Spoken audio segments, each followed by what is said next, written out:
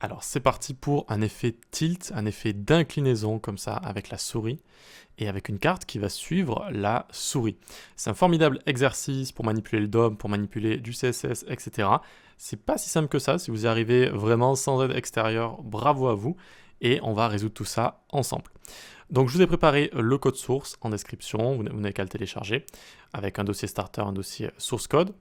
Vous pouvez suivre mes cours sur l'école du web, il y a une petite promo en ce moment. Voilà. Et voilà pour ça. Donc la vidéo, c'est une vidéo du skieur freestyle Candide Tovex. Je me suis dit que ça allait être stylé de prendre cette vidéo-là. Ça fait quand même un petit peu plus stylé d'avoir une vidéo avec du ski freestyle en fond. Ok, mais vu qu'elle était trop volumineuse, eh bien, je n'ai pas pu la passer sur GitHub. Donc je vous propose d'aller sur Pexel par exemple pour vous télécharger une vidéo gratuite de ski.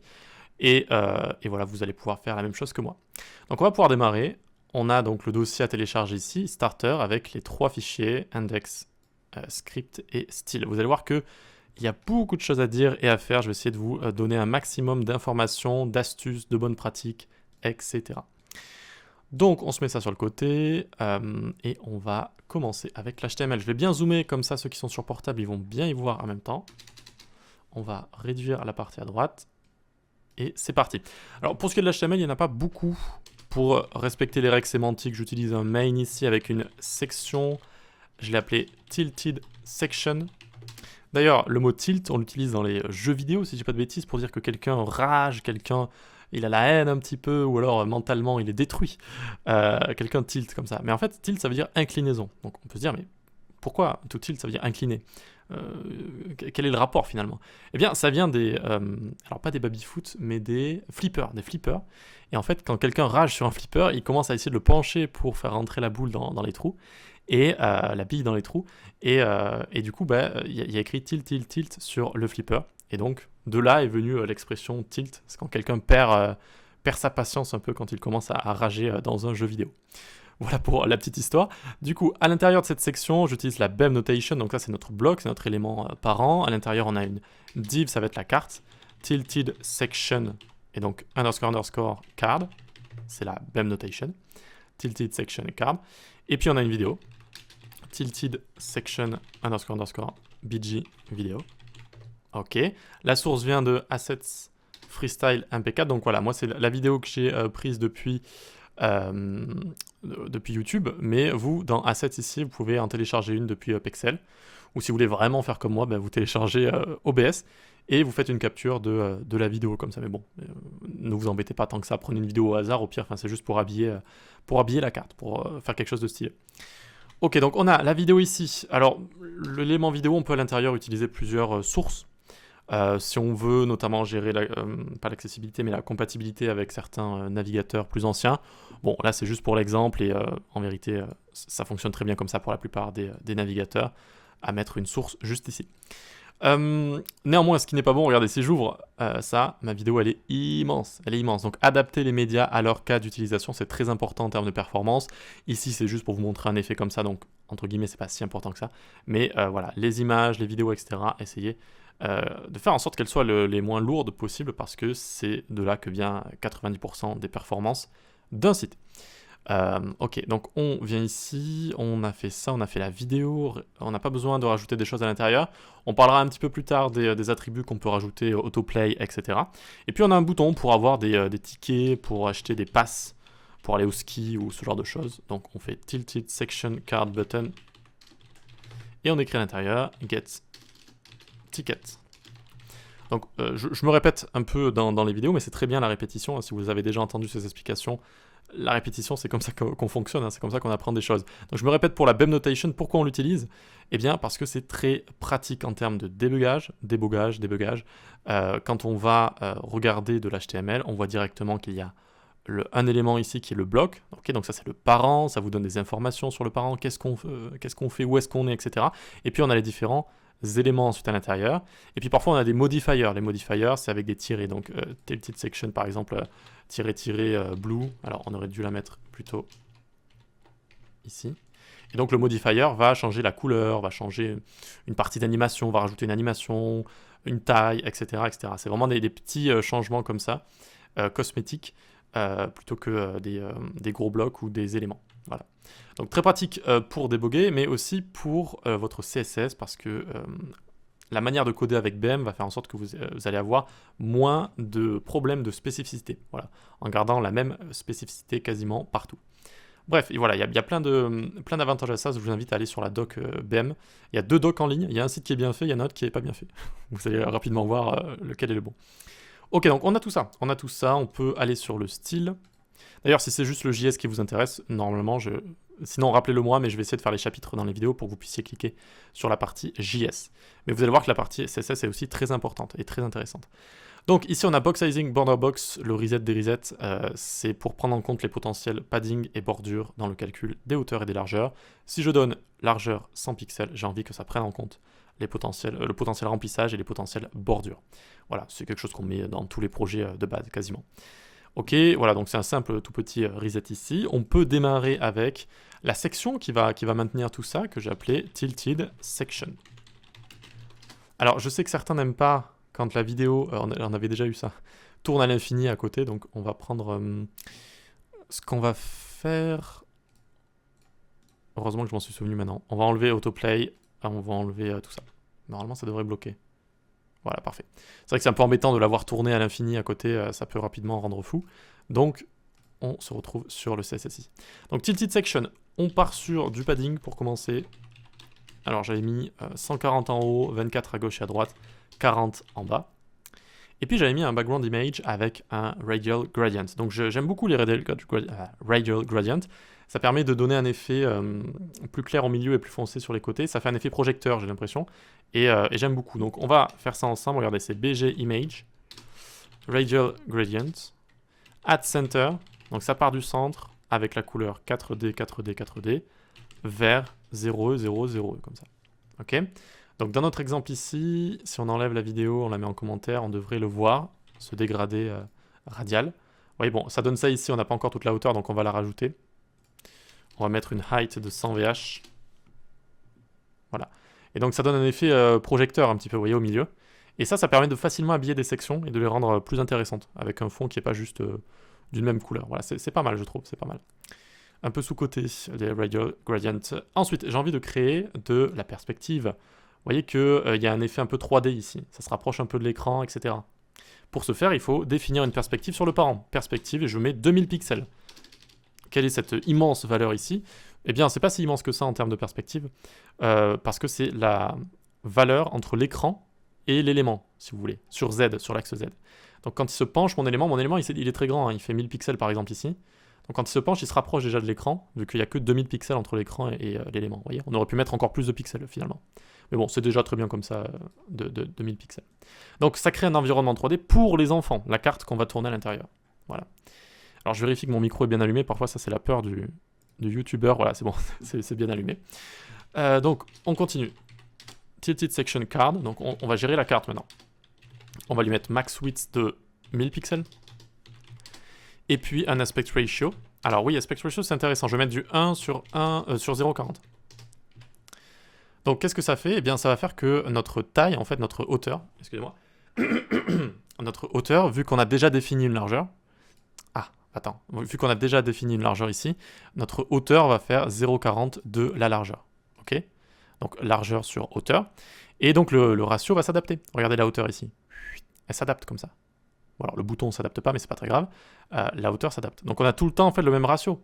C'est le même rendu entre guillemets sur toutes les largeurs, oui, d'écran. Et donc c'est pratique. Visuellement, c'est la même chose et c'est assez sympa. Voilà. Donc on rejouera avec ça vers la fin. D'ailleurs, je vais me faire un petit commentaire ici. Voilà, on repassera dessus vers la fin pour vous faire une explication supplémentaire. Ensuite, on veut centrer cette carte, margin 0 auto, donc la même marge à gauche et à droite, ça centre l'élément. Border radius, on arrondit les angles, on les met à 25. Transform style, preserve 3D. Donc ça, c'est intéressant ça. Transform style, preserve 3D. Donc, on a créé une perspective pour l'enfant, la carte, mais on veut la garder pour les enfants. C'est-à-dire, on veut la garder pour notamment le bouton qu'il y a juste ici. Pour la vidéo, est-ce que ça va avoir un rendu? Sans doute pour la vidéo aussi. Donc en fait, dans la section, on a déclaré un environnement 3D pour l'enfant, c'est-à-dire pour la div ici. Mais on veut aussi que les boutons et la vidéo fassent partie de cet environnement, qu'ils ne soient pas flat, qu'ils ne soient pas plats. D'accord? Sinon, Il y aura juste la carte en fait. La carte va être en 3D et puis les éléments ici vont être un peu plats par rapport à ça. Ça fait un effet un peu bizarre. Donc pour transmettre comme ça cet environnement, eh bien on utilise Preserve 3D.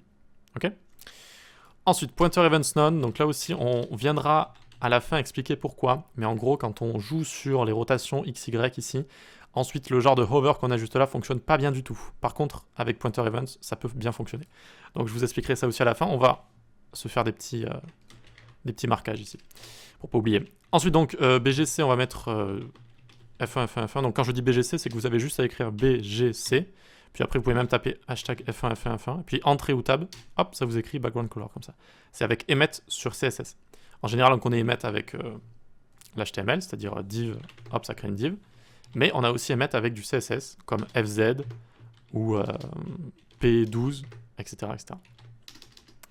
Ok, donc ça c'était ça. Et puis Position Relative, j'ai envie de positionner ma carte parce que les éléments à l'intérieur seront en position absolute. Donc ça sert de point de référence aux éléments positionnés à l'intérieur.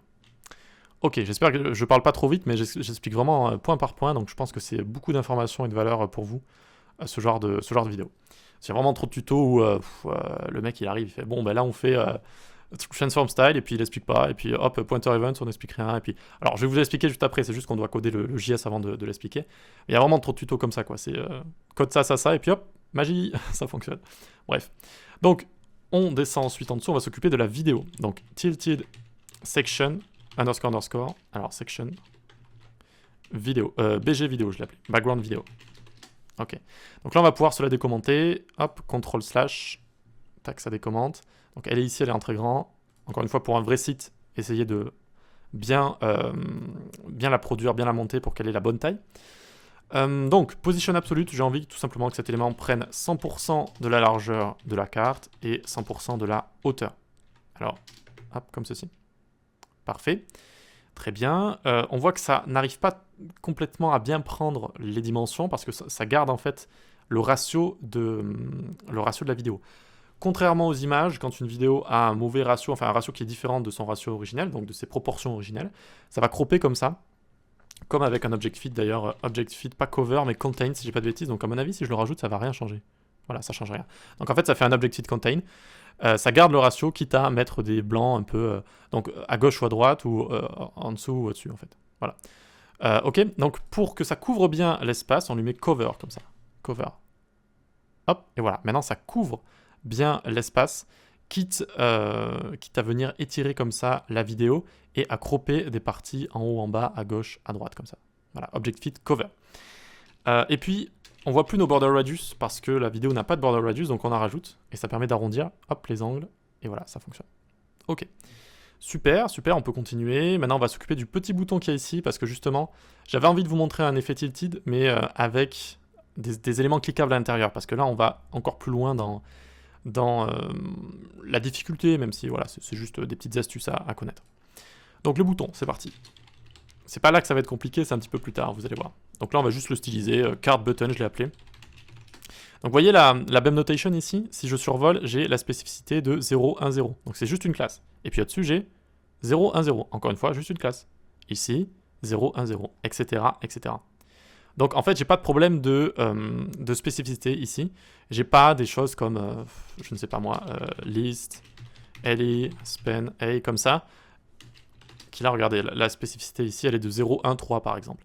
Et donc ça va passer au-dessus d'éléments qui potentiellement ont une spécificité plus basse, même s'ils se situent plus en dessous du code en fait, hein, en dessous comme ça, donc dans la cascade de haut en bas, les éléments déclarés en dessous avec la même spécificité l'emportent sur ceux déclarés au-dessus, sauf si ceux déclarés au-dessus ont une spécificité plus grande, et c'est la dernière fois que je dis ce mot, c'est assez dur à enchaîner comme ça. Ok, donc, vous voyez un des avantages supplémentaires à utiliser BEM. Ici, on va lui mettre Pointer Events Auto. Donc encore une fois, ça, je vous l'explique après, c'est un rapport avec le mouse move de JS. Position absolute, j'ai envie de le centrer parfaitement, donc je me suis créé un petit snippet VS Code, je l'ai appelé App Center, j'appuie sur Entrée ou Tab et hop, ça me centre de manière absolue comme ça, les éléments en absolute. Donc c'est pratique, j'ai une vidéo dessus si vous voulez voir comment on les met en place, c'est très simple, avec VS Code. Ensuite vous avez des petites choses comme ça que vous pouvez rajouter, App Center ou encore j'ai Flex Center, ce genre de choses. Voilà. Donc ça l'a parfaitement centré dans le parent. On a notre petit bouton qui est juste ici. Pour l'instant, il n'est pas très mignon. On va le styliser. Donc on a position absolue. On part sur du min width, 175 pixels. Padding 12 pour le faire respirer un petit peu. FZ20, font size 20. Font femme, j'ai choisi Oswald, comme ceci. Une font femme un peu plus liée, enfin qui fait un peu plus sport extrême, on va dire. Letter spacing 2 pixels, ça fait un peu plus action, avec notamment un text transform uppercase. Voilà, voyez, ça fait un peu plus achète les tickets. Ok, donc text transform uppercase, super, et puis une petite transition. Donc transition, quand j'en ai plusieurs, moi je saute une ligne et j'envoie du background color, 0,4 secondes, is out, virgule, shift add flèche du bas, ça me permet de dupliquer, et j'ai juste à enlever le background ici, parce que j'ai également envie d'avoir cet effet sur la couleur. Donc background color, ok. Et la dernière chose à rajouter, c'est ceci, le petit effet de hover sur le BG color, c'est 111, une couleur sombre, et la couleur du texte claire. Hop, super. Alors il nous manque 2-3 petits trucs, je crois, on peut les mettre ici. Cursor, pointeur, et border none. J'ai enlevé les bordures de base. Ça c'est un peu comme vous voulez, hein. Vous pouvez en rajouter, en enlever. Et border radius aussi pour arrondir légèrement les angles, 5 pixels ici.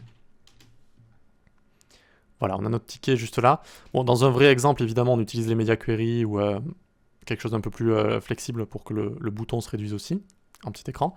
Mais sinon, en grand écran, ça nous donne ceci, j'aime bien. J'aime bien, c'est pas mal. On pourrait donner une très légère bordure ou une très légère un box shadow, ce genre de choses aussi. Ça pourrait fonctionner. Ok, super. Bah, écoutez, on a notre exemple ici. On va pouvoir passer maintenant au JavaScript. C'est parti. Va y avoir des maths. Attention. Attention. Donc d'abord, on sélectionne des éléments du DOM. Tilted section est égal. Je viens chercher dans document avec document.querySelector et je viens prendre tilted section. Alors là, je vais mettre ça en grand écran, d'accord? Donc on a tilted section. Ensuite, on va avoir besoin de tilted card. Pareil, je viens chercher dans document qui contient le DOM et à partir de là, je viens chercher mon objet qui fait référence à mon élément tilted section card. Maintenant que j'ai mes petites références, j'ai envie d'activer cet effet en fait, mais seulement quand on est en écran d'ordinateur en fait, ou un écran qui utilise une souris. C'est ce qu'on appelle le pointer.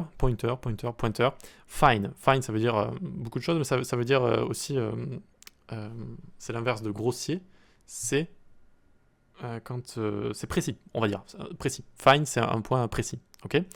Parce qu'on a deux choses avec le pointeur. On a un pointeur précis comme ça, donc quand il y a une souris, ils estiment que c'est précis, parce que voilà, c'est beaucoup plus précis qu'un doigt.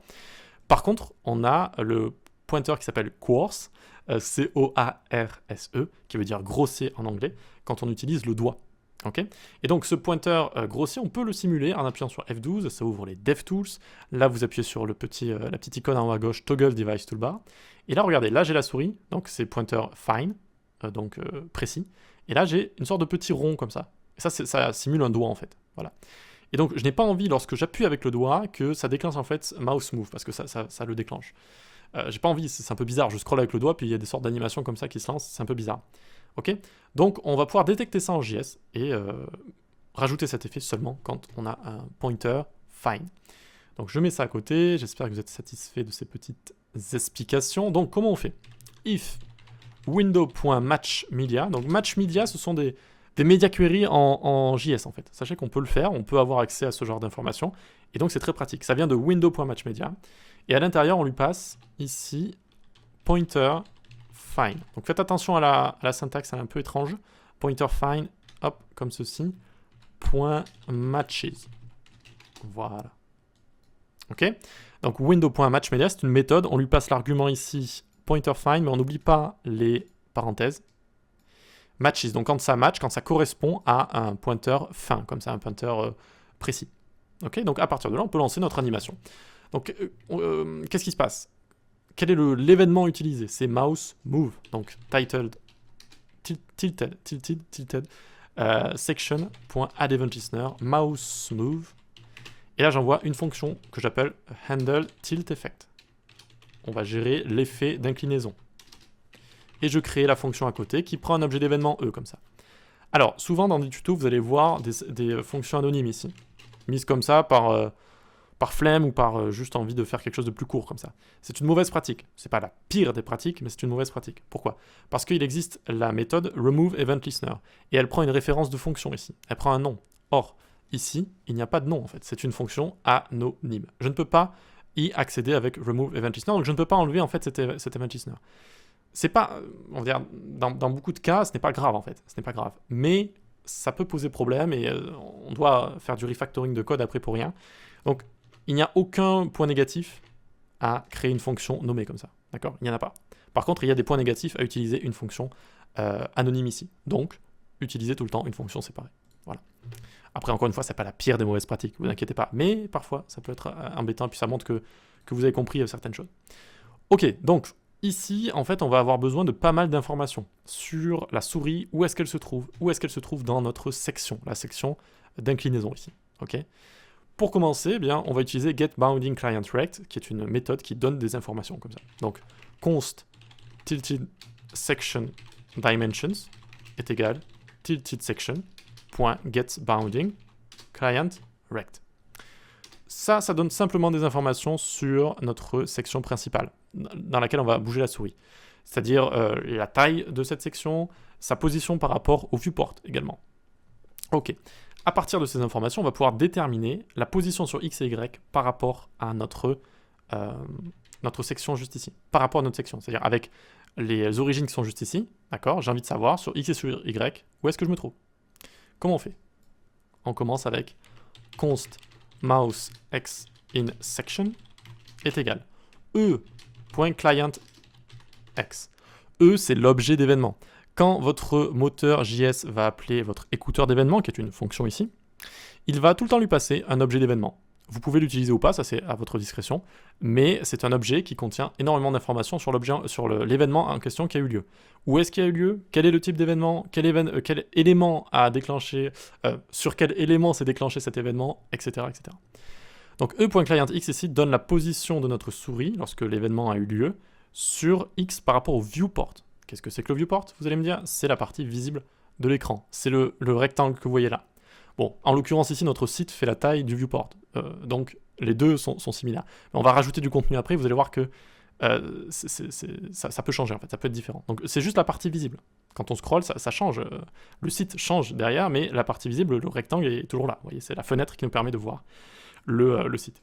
Donc, e.clientX moins tilted section dimension.left.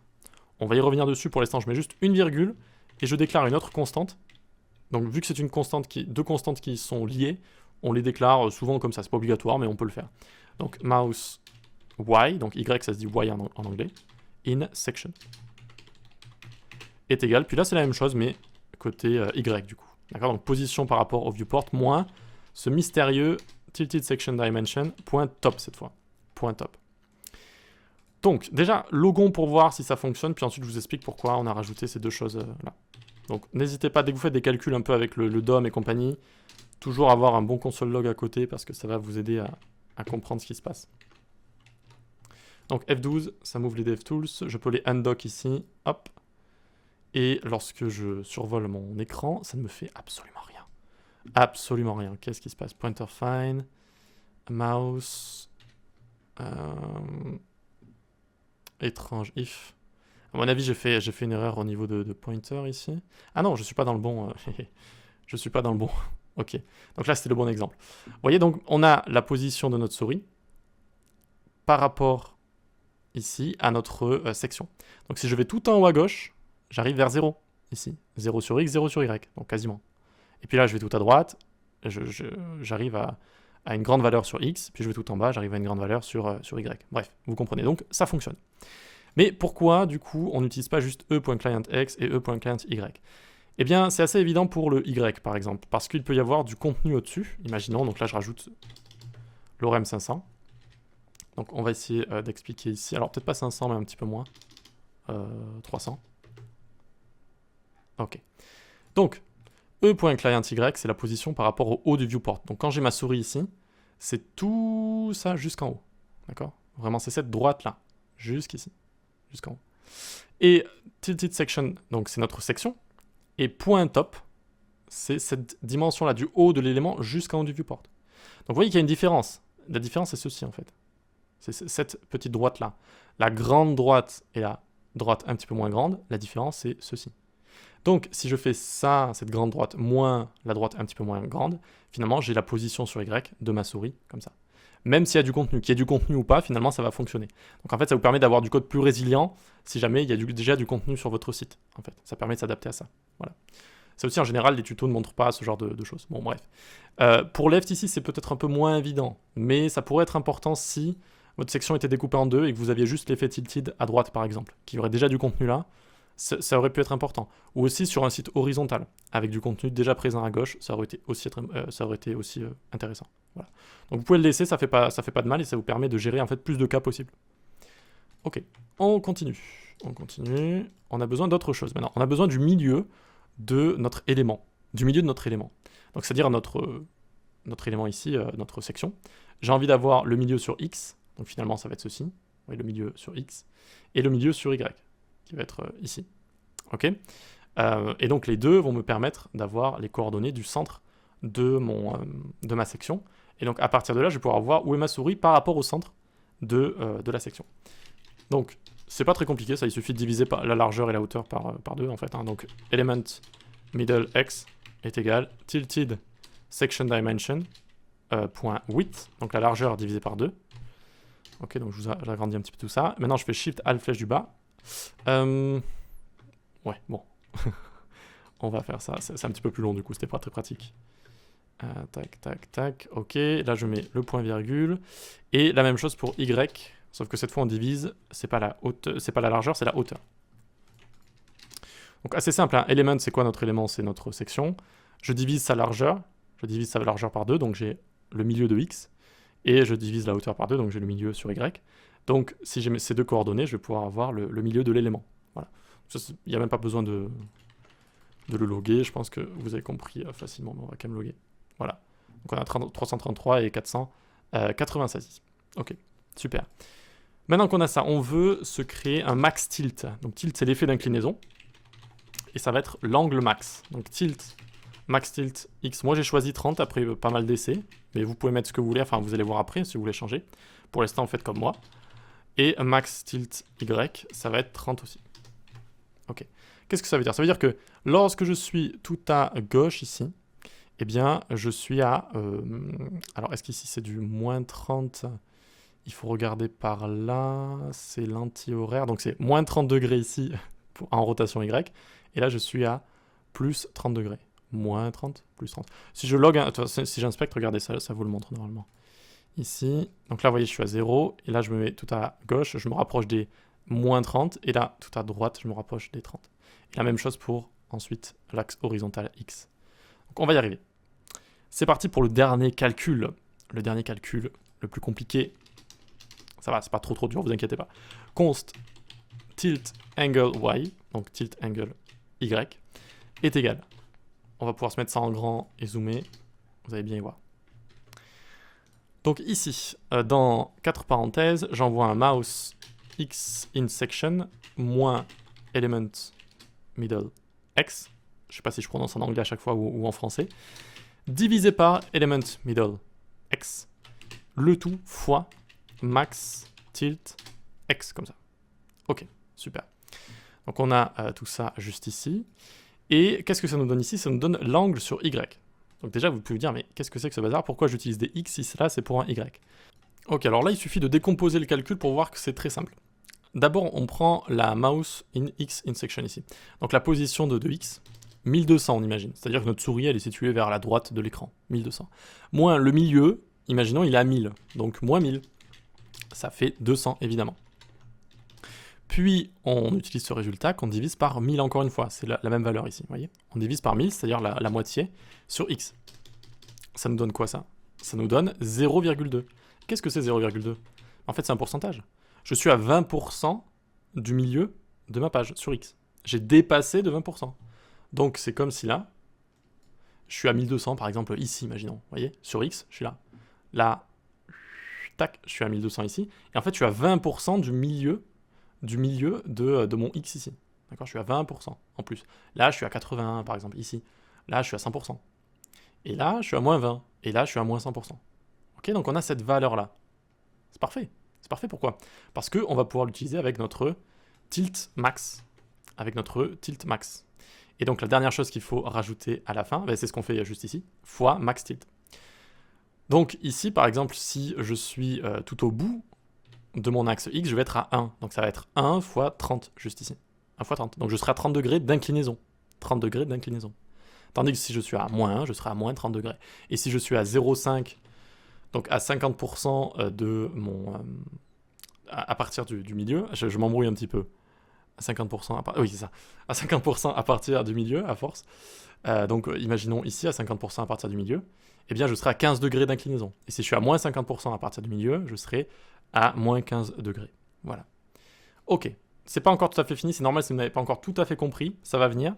Donc là, on fait un Shift Alt flèche du bas, parce qu'il nous faut également l'angle X. Et cette fois, tous les X qu'on voit là, on va les changer en Y. Donc j'appuie sur Alt, clic, clic, clic, et je fais Y comme ça. Ok? Et en fait, c'est la même chose, mais de haut en bas. C'est exactement le même fonctionnement. Donc, est-ce que je vais arriver à l'expliquer? Donc cette fois, c'est plus l'axe X de gauche à droite, c'est l'axe Y de haut en bas, comme ça. Donc si j'ai ma souris qui est juste ici, on imagine, ça serait à combien ici, vu qu'on a une hauteur qui est à peu près de 900... Allez, disons que le milieu est à 500, et moi je suis à 750 juste ici, d'accord? Et donc là, je l'aurais dépassé, et en termes de... Je serai à 15 degrés juste ici, et là, je serai à moins 15 degrés là. Bref, ça fonctionne de la même manière, mais maintenant, il va falloir faire la dernière chose, c'est-à-dire appliquer les rotations. Et c'est là que vous allez tout comprendre et qu'il y a un petit twist. Il y a un petit twist à comprendre, un peu bizarre, vous allez voir. tiltedcard.style.transform est égal. Et on va commencer par la rotation la plus simple, rotate Y. Je mets $, j'ouvre les accolades. Tilt angle Y, tilt angle Y. Et vous n'oubliez pas les degs après, les petites degs comme ça. Donc là, normalement, ça devrait fonctionner, mais juste de gauche à droite. Ici. Vous voyez que de haut en bas, il ne se passe rien. Mais par contre, quand je bouge de gauche à droite, ça fonctionne. Donc, c'est bon, on applique une rotation. Donc ici, vraiment, ce qu'il faut s'imaginer, c'est une sorte de broche qui va embrocher notre carte ici. Et ça va tourner autour, en fait. Ça tourne autour. Ok? Et donc, cette broche ici, c'est vertical, pardon. C'est vertical. Donc, c'est Y. C'est pas horizontal, c'est vertical. D'accord? Ça tourne autour d'une broche verticalement. Donc, on est autour de cet axe Y, là. Voilà. Et là, déjà, ça fonctionne. Regardez, si vous inspectez... si on arrive à voir ça, hop, là je passe vers du 30 degrés, et là du moins 30 degrés. Ok? Comment on sait dans quel côté ça va partir, on va dire, si on a un degré positif ou un degré négatif? Eh bien, les degrés positifs tournent dans le sens horaire des aiguilles d'une montre. Donc en fait, alors là il faudrait s'imaginer sous l'axe en fait, vous prenez le pieu comme ça, et vous le regardez, et là il tourne dans ce sens-là, vous voyez, dans le sens des aiguilles d'une montre, vers ici. Et donc là j'ai du positif. Si vous regardez le rotate X, ici je suis à 26, 23, etc. etc. Et en sens inverse, c'est du négatif. D'accord? Anti-horaire, sens anti-horaire des aiguilles d'une montre. Voilà. Donc on a réussi à faire cet axe-là, maintenant on va faire l'autre. On va faire l'autre. Ok, donc on arrive ici, rotate X. $, j'ouvre les accolades. Tilt angle X, tilt angle X, donc. Et vous n'oubliez pas les petits degs après. Et là, on va tester. Ok, donc là, testons de haut en bas, du coup. De haut en bas pour tourner autour de notre axe X horizontal. Donc on imagine encore une broche, si vous voulez, qui transperce le tout. Et puis, ça tourne autour du feu, là. Vous voyez? Mais, normalement, l'effet devrait... La carte devrait aller vers la souris. Elle devrait pencher vers la souris. Or là, c'est l'inverse qui se produit. Vous voyez? Ça s'éloigne de la souris, on dirait. Et là, c'est pareil. Au lieu de pencher vers la souris, ça s'éloigne. Pourquoi? Eh bien, c'est ce que je vous ai dit précédemment, c'est à cause du sens de rotation avec des valeurs positives ou des valeurs négatives. Donc là, en fait, quand je vais vers le haut ici, je rajoute quel genre de valeur ici? Sur mon rotate X, je vois que je suis en négatif ici, je suis en négatif. Donc c'est un sens anti-horaire, à l'inverse des aiguilles d'une montre. Si on était sur le côté de la broche, on le verrait tourner à l'inverse ici. Tandis que si je vais là, j'ai une valeur positive sur X, donc ça tourne dans le sens horaire. Ok? Donc en fait, c'est l'inverse de l'effet escompté. Donc, pour arriver au bon résultat, il faudrait transformer notre plus en moins et les moins en plus. Donc il suffit de mettre un moins juste là. Moins juste là. Voilà. N'hésitez pas à mettre des commentaires. Hein, donc, même moi, quand j'ai créé tout ça, au début, je me suis mis plein de commentaires pour arriver à bien visualiser le tout. Et notamment ce genre de tout petit détail ici. Ça mérite quand même un petit commentaire, sens horaire, sens anti-horaire, etc. Pour comprendre ce qui se passe. Donc maintenant, on fait un test à nouveau. Je suis ici en haut. Et je vois que j'ai un rotate X positif. Et donc ça va vers ma souris. Et là, j'ai un rotate X qui est négatif. Et donc ça va aussi vers ma souris. Du coup. Et les amis, c'est bon. On a terminé notre effet. C'est assez intéressant, c'est assez, comment dire, agréable, on va dire satisfaisant quand on bouge comme ça et que ça suit la souris. Donc les deux rotations vont s'effectuer en même temps en fonction de la position de votre souris. Voilà. Bravo si vous êtes arrivé jusqu'ici, c'était pas si simple. Alors, on va voir maintenant quelques petits détails, notamment le détail ici au niveau de pointer events. Donc allons-y. Alors, tac, tac, tac. Au niveau de pointer events, est-ce que c'est vraiment utile de rajouter un pointer events ici, auto sur le bouton, et surtout pointer events none sur la carte? Donc je fais CTRL X, j'enlève les deux. Et on voit que l'effet fonctionne toujours correctement. Néanmoins, quand je passe sur mon bouton, quelque chose de bizarre se produit. Vous voyez qu'il passe pas vraiment en noir là. L'animation ne se fait pas vraiment, de temps en temps, mais pas trop. On dirait que le navigateur a vraiment du mal à savoir si ma souris est dessus ou pas. Bien ça arrive dès que vous jouez avec la perspective et avec des rotations hein, sur X et sur Y. Les pixels, du coup, ça devient compliqué pour le navigateur de savoir où il est. Est-ce que je suis sur la carte? Est-ce que je suis sur un bouton? Le hover ne fonctionne plus très bien du tout. Par contre, pour régler ce problème, c'est un cas un peu niche, on pourrait dire, mais si on enlève les pointer events sur la carte, d'accord, donc le navigateur il va plus s'embêter à savoir si on est sur la carte ou pas, et qu'on le rajoute auto sur le bouton, eh bien du coup c'est bon, il peut que être sur le bouton entre guillemets, il va plus être sur la carte, et ça enlève ce genre de problème. Voilà. Donc ça c'est pas mal, ça peut vous être utile je pense si vous rencontrez ce genre de choses.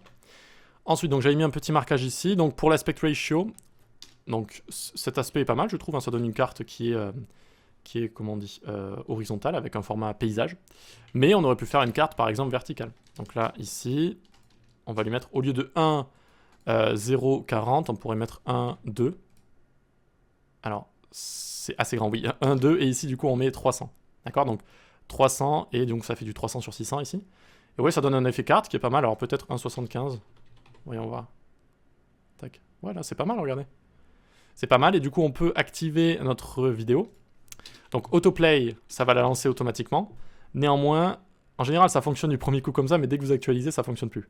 Ce qui est normal, c'est un comportement mis en place par Chrome pour éviter d'avoir des vidéos qui se lancent directement dans des sites. Il faut rajouter muted pour que ça puisse se lancer comme ça de manière autoplay quoi qu'il arrive. Voilà. Et ça donne un effet qui est vraiment cool quand même. Hein. Avec le ski, regardez, hop, backflip. C'est génial. Vraiment sympa, hein, ce petit effet, ça donne envie de cliquer, de regarder sur ces choses-là, etc. Moi, je trouve ça vraiment pas mal. Et puis, on peut rajouter loop aussi pour que ça puisse se relancer à l'infini, la vidéo. Voilà.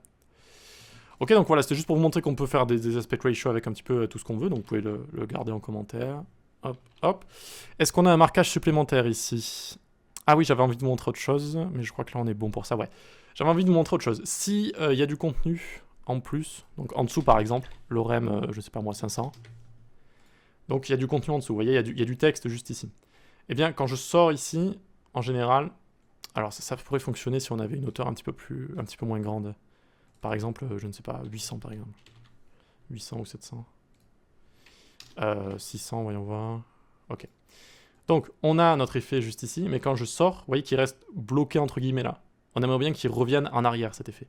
Parce que là, du coup, quand je reviens, hop, enfin, ça c'est pas très grave, ça. Ça, c'est pas très grave. Mais j'aimerais bien qu'il revienne à son état d'origine, en fait. Donc comment on pourrait faire ça? Ça c'est vraiment si vous le souhaitez parce que c'est pas non plus si dérangeant que ça, je veux dire quelqu'un qui scrolle et puis c'est vraiment pas très grave, mais si vous voulez le faire, vous restez dans la condition qu'on avait ici, donc elle est où notre condition? Elle est là, ouais c'est ça, hop, hop, et on peut faire titled section.addEventListener, mouse out, quand la souris quitte cette section, je vais reset tilt on mouse out, et je vais faire une fonction ici, hop, qui va reset ça.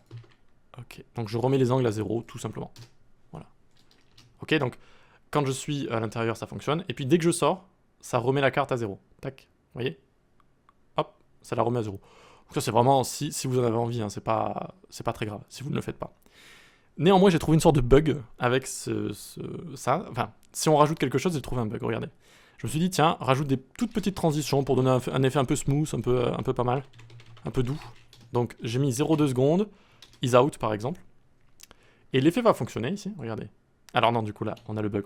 Attends, regardez. Donc l'effet fonctionne, normalement. Tout va bien. Et dès que, avec un navigateur Chromium, on ouvre les DevTools, l'effet bug complètement. Vous voyez que là, je bouge avec ma souris. Hein. Ça bouge, mais de manière extrêmement saccadée. Et même pas tout le temps, en fait. Ça bug carrément, hein, tout simplement. Ça bug carrément. Sur Firefox, ça ne bug pas. C'est OK avec les DevTools. Vous pouvez les ouvrir, ça fonctionne de la même manière. C'est très fluide, etc. Mais avec les navigateurs Chromium, donc Edge, Chrome, etc., eh bien, ça bug. Je ne sais pas pourquoi. J'ai fait pas mal de recherches, cherché dans les performances, etc. J'ai demandé à GPT et compagnie. Aucune réponse. Donc, à mon avis, c'est un bug interne, ça existe. Hein. Ça existe. Et voilà, on a ce genre de problème. Bon, après, entre nous, si vous n'êtes pas développeur, vous n'allez jamais ouvrir les DevTools. Quasiment jamais. Ou même sans faire exprès, peut-être si un jour vous appuyez sur F12. Donc, 99% des gens, normalement, sauf si vous avez un site de développement qui a besoin qu'on ouvre les DevTools, bon. Mais 80% des gens moldus, non développeurs, n'ouvriront jamais F12, en fait. Donc, c'est pas vraiment un problème. Et ça permet, en fait, lorsqu'on quitte, regardez, lorsque je quitte la section, ça revient, en fait, mais avec une petite transition. Au lieu de le faire de manière abrupte, on a une petite transition. Donc, ça peut être pas mal, quand même. Quand je sors, regardez, hop, ça sort comme ça. Donc, vous choisissez comme vous voulez. Et si vous avez une solution aussi, hein, je suis preneur, je ne sais pas pourquoi ce genre de transition, dans ce cas précis, avec les DevTools ouvertes, je ne sais pas vraiment pourquoi ça bug. Bon, j'y ai pas passé trop de temps non plus, j'avais pas trop de temps dessus, mais vous avez peut-être la réponse. Voilà pour ça, bah écoutez, je vais enlever le texte qu'on avait mis là. Je repasse en mode sans VH ici.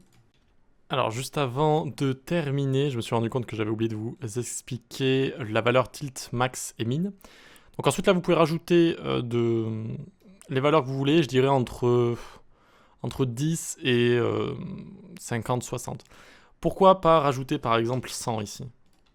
Parce qu'en fait, ça va dépasser les 90 degrés, donc la carte va carrément se retourner. Regardez, vous voyez, la carte se retourne. À un moment donné, à partir de 90 degrés, donc à partir de là, elle va se retourner carrément, ce qui donne un effet un petit peu bizarre. Et pareil de ce côté, pareil de ce côté, pareil de ce côté. Alors, si on arrive ici, voilà. Ok, donc en général, mettez pas 100. Moi j'avais mis 30, je trouvais l'effet sympa, mais vous pouvez mettre 10 par exemple si vous voulez un petit effet qui soit pas trop visible. Vous voyez, 10, c'est pas trop visible. Et j'avais rajouté 30 juste là, vous pouvez mettre 40, 50, après vous pouvez tester ce que vous voulez. Voilà pour ça, c'est bon maintenant, j'ai vraiment terminé. Alors juste pour fignoler en grand écran, peut-être rajouter un petit peu plus de padding au-dessus, mais ça c'est vraiment juste, c'est pas très grave. C'est pas très grave. Voilà, pour l'avoir un petit peu plus au milieu. Ok, cette fois, c'est bon. J'espère que tout ça vous a plu. C'est vraiment un bel exercice qui nous a fait toucher à pas mal de choses. Les événements, le DOM, certains calculs, certaines spécificités, certaines propriétés spéciales, de la 3D, etc. Donc c'est vraiment pas mal.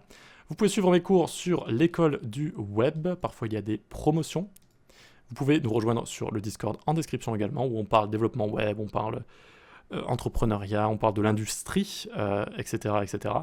Et puis voilà, je pense qu'on est bon. Il y a la newsletter aussi, où j'envoie parfois des articles, et également des promotions sur certains de mes cours. Allez, on se dit à la prochaine. Ciao.